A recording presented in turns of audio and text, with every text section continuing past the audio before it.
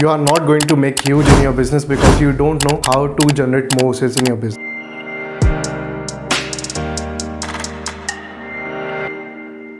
Yeah, there are so many so-called sales gurus in the market who are teaching you that you need to do this, you need to do this to get more sales. I'm not comparing that I am that sales guru or whatever the things you are having in your mind, but I have a 7 simple step sales process which can help you to understand how you can connect with the prospect to close that person, to take out money and to help them to succeed in their business. So that 7 sales step process this is the second part video of this step process, and we are starting from the 5th point. But before that, let me introduce myself. I'm Pranshu Agarwal, Elite Sales Coach, and helping people to get 10x more sales in their businesses as well as to rule their market by my 10x Elite Domination program. So we will be covering that in the video end. So before that, let me give you the knowledge you are really seeking for. So the 5th step of 7-step sales process is handling objections. I know you got pissed off by listening these words, handling objections. This is the worst thing I want to do. Man, this is the simplest thing you can ever do in your life in the sales process, because you are getting fearful, you are not happy in this process because you don't know the exact answers of the objections they are throwing on you. So if you have the answers, you will not struggle in this process. Let me ask you a simple question. You are running somewhere and I suddenly came in front of you and I start punching you. You will get fearful, you will get frightened, you will see like some person is just keeping his box on and just doing boxing with me. But if you know how to do boxing, how to save yourself, then you will not get frightened and you will easily block my attacks. So you need to do the same things. You need to understand how you can tackle down those objections, because if you do the qualification of the prospect in the second step in a better manner, then you will get less objections. I'm not saying you will not get any objection. Yeah, the chances of getting objections will be less and the number of objections will also be less. Second thing, if you build the rapport, you have the pain points they are really struggling for, they have in their businesses, so you can easily connect with them. And third point is just like you already created a desire, so they are seeking for the solution, but they are not confident whether your product or services can literally help them, or they are not confident of themselves that while utilizing your product or services they will get the result. So in this scenario, what you have to do, you just need to focus on 3 points to handle the objections. Although I covered all the objections handling, like I don't have money, I need to talk to my parents, such type of objections I already covered them. I will be sharing the playlist in the I section, or you can check it after this video. But before that, what are the 3 steps? First thing, you need to ask this thing to your prospect. What is the biggest challenge you are facing in your business which you can't ignore right now, which is on priority 1 level? So when you ask this question, just keep silent, shut your mouth. Don't say any word after that. Just listen to your prospect and try to make them say more and more things about that. Once you got the real crystal idea what is the biggest challenge they are facing in their business, after that what you need to do, you need to ask how much does it worth to solve that challenge for forever in your business. Again, stay silent, shut your mouth. You just ask them, if you help them out to solve their issue in their business forever, then how much will it cost? Then whatever will say the amount, definitely the amount will be more than the product or services you are selling, because you already searched into the market and you are just selling a product or services on an exact point. But if the price point is too low, whatever the things you are offering to them, then that is not a right prospect. They don't have better ideas. So what you have to do, you need to educate them what is happening in the market, how much it is costing, so they can easily relate. They will not get frightened by listening the price of your product or services. Okay, you already understand the biggest challenge, you ask the price. Now you need to ask what is the cost you will face or you will bear if you ignore this challenge, if you are not able to solve it. This is the crucial point. Just stay silent after asking this question. This will help the prospect pour on you that if they didn't solve this problem, then how much is gonna cost in their business, how much loss they will bear in their business. So when you do this, you will get the exact idea and they will also get the exact idea where they are struggling. Once you are done with this, you are done. Then 90% of the objections are already cut off. You are on the right track. But while asking these 3 crucial questions in the objection handling, you need to focus on one thing also. Is this the only problem they are facing? So once you got the objection, just ask this simple question before asking these 3-step questions: is this the only problem you are facing right now in your business to purchase our product or services to help yourself out? And stay silent. If they say, yeah, I have 2 more problems, then just list them down and handle the objections in a serial manner. So once you are done with this, your objection handling done and you are a pro in objection handling now. Now the 6th step is closing the sale. Yeah, you already educated them, you helped them to understand their pain points, everything is crystal clear for both of you. Now you know that it's time to pitch your product or services. Now it's time to take their credit card or debit card to swipe and purchase your product or services. Up to this point, you are pretty much sure that you have the exact product or services to solve their issues, and they also will have exact idea that whatever the things you are offering to them, this is going to solve their issues. But if still they are not confident about their decisions, then you need to show some feedbacks, you need to share some testimonials of your customers so they can easily relate that they also face this situation. You help them out so you can help the prospect which is sitting in front of you also. So when you do this and you are pretty much sure that you have the exact product, you need to go with full pace. Don't pull back yourself that that person is not confident, that person does not have money, he will arrange the money. Just like when I was started my business and I was selling around $900 product, and when I was having a conversation with that lady, I just forgot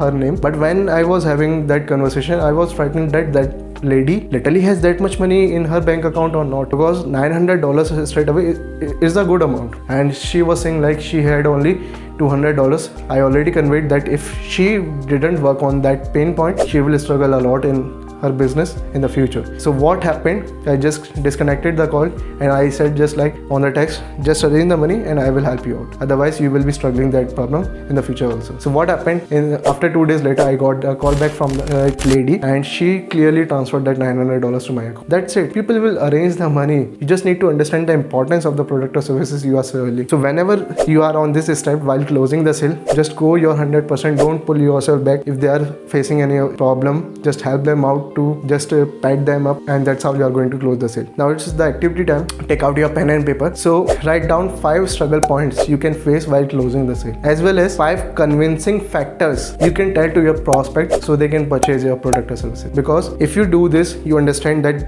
these problems I can face, you already have the solution, as well as you have 5 more magnifiers you can fire on their pain point to solve their issues. That's how you are going to leverage yourself, leverage your product or services, and just focus that if they didn't solve the problem here now, then they are going to face in the future, and in the future the price will go up, as well as the amount they will bear to not solve their problems, that will be too much high. Okay, so we are done with this step 6 also. Now we are moving to the last step of the 7 sales ultimate sales step process, which is follow. Yeah, you hear it right, follow. If you really understand the sales process, you will get to know 80% of the sales will be cracked in the 5th or 6th follow. So when I started my sales journey, I struggled a lot in the year, but in the end of the year, while I was reading books and just learning from the mentor, just like I am helping you out, so I got to understand that it takes around 5 to 6 follows to convert a person. But there's an ideal process to do that, and what are the exact follow-up you need to do, that's what I will be conveying here. So the last step is follow-up and client bonding skills. So if you really want to know how you can take it, or you can grab your customer for forever and to have a better bonding with them, then this process is literally important for you. You need to understand when you are just selling a product or services, you start advertising it, and for this you are already paying a lot of money in the advertisement. So from the point when you are searching for the prospect, you get the inquiry, to that converting that prospect into cold prospect into hot client, and that getting referrals, everything is costing you a lot of money. And if you are missing any one of the prospect, then you are losing a lot of money. When I got to know, like if I was paying around $4,000 in the advertisement and I was getting around 200 inquiries, I'm just giving an example, although that 200 is little less, the queries must be around 4,000 or 8,000. So let's suppose if I'm getting around 200 inquiries and I was able to convert 200 inquiries into 60 clients, still I have that 140 people left. What I have to do, I have to do follow up with them. Maybe they missed in some step, maybe they didn't understand what I was selling or what I was having in the conversation. So you are paying a lot of money. You need to focus on every prospect, and when you qualify them, after qualifying them, if you understand that that person is not ideal for me, or they just clicked on the inquiry, they are not suitable for my product or services, you can ignore that person, but still put that person in your follow-up list, in your email list. So focus on every person you are getting from your advertisement. After that, you need to find out what are the client bonding skills you have, or what are the client bonding procedures you have to have a follow-up with your prospects. Just like for an example, when I was teaching these things to my clients, there was one of my clients working in the USA, and when he was working in a company, so what is the client bonding procedure? Is just like they are throwing a party in a month on a best restaurant or just like that, and a place where the ambience is too good. So when they are just giving an invite to the persons and they are coming at that such ambience, then people understand that person is not just taking out money from me. I am talking about B2B. So they have conversation at that ambience, and they will understand that that person is literally paying me money, and they will get surprised that that person already paid a lot of money while looking into me, while understanding my payments. Now it's my time time to pay the money for their product or services. That's also create an effect.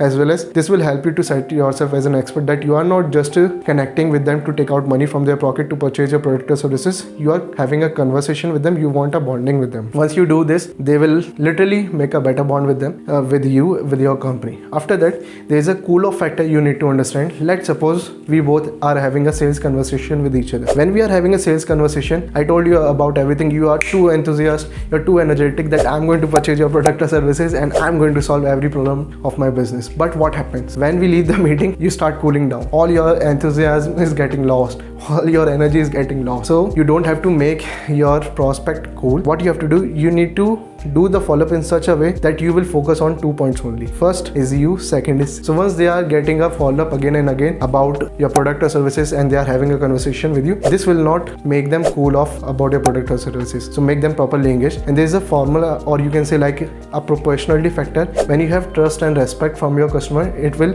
create an influence on them about your brand, about you, and from the influence they will seek out to learn and know about your brand as well as you more. After that, they will convert into a client, because converting a person from a cold to hot lead, it's really important. After that, they will purchase, because no one wants to purchase from a company or the person they don't know about. And one more thing you can do, you just send some invites for the pre-sale access offer, or they can purchase your product or services 1 month in advance. Maybe your product is going to roll out in your market after 6 months, so you can send an invite for a VIP access. They can get the access 3 months earlier, such like that. These things will create an impact in the mind of the customer, and they will understand they are important for you, so they will engage more with you. Okay, now it's time to setting yourself as an expert for the follow-up. So you need to focus on some points, on some questions I'm going to share with you. First point is, like, we wrote down some professional questions, we wrote down some professional points they're really struggling for in their businesses. Now what you need to do, you need to cover, you need to research about them, and you need to share those things on a call, or just like in a one-to-one meeting with them. Once you are done with all the questions and all the queries they had with you, once you have the answers of all that, you are setting yourself for a nice thing. Second question is, do you understand what they consider value, what they are ideally looking for? Once you are done with that, you need to list down 6 to 7 points. So whenever you see like they are getting bored in the conversation, you can focus them on that 6 to 7 points and they will get engaged again with your follow. Third point is, just like, are they really good for your product or services? I learned this thing after a 2.5 years of business journey, that not every prospect is good for you. They can make a one-time sale, but for a recurring business they are not good. So you need to let those persons go and just put them in a follow-up, so they will purchase your product on their own, but you don't have to engage properly. So you need to also qualify these people, set of peoples. And the fourth question is, what are the problems, pain points they are facing right now, as well as how you can magnify them to a such extent they can't ignore those problems. If you list down these factors, then it will literally blow up the conversation on a positive note. Fifth question is, what are the possible objections you can get while doing a follow-up with that person? So if you have the answers of those objections, you will not get frightened, and this can become your instinct. So whenever they throw objection, you have a shield to protect yourself and to make them cool down. And the last thing is, what are the challenges you can face while closing the sale? Like, do they have their Aadhaar card or whatever the government IDs you need to make them sign up for your product or service? So we are done with the 7-step sale process, and I'm really feeling glad if you make to this end of the video, because understanding sales is simple, but what exactly you need to do in these processes, that is literally important. So before that, subscribe to my YouTube channel and like this video, so I can understand that you are literally understanding that thing, and share this video with the person who is literally struggling in the business. Now the point is, you understand why you need to do follow-up. You set yourself questions to become better in the follow-up process, but you don't know what are the exact 10-step procedures you need to follow to do a better follow. I will be sharing this into a next video, but before that, you need to understand first 4 points of a 7 sales step procedure. For this, watch out this video now.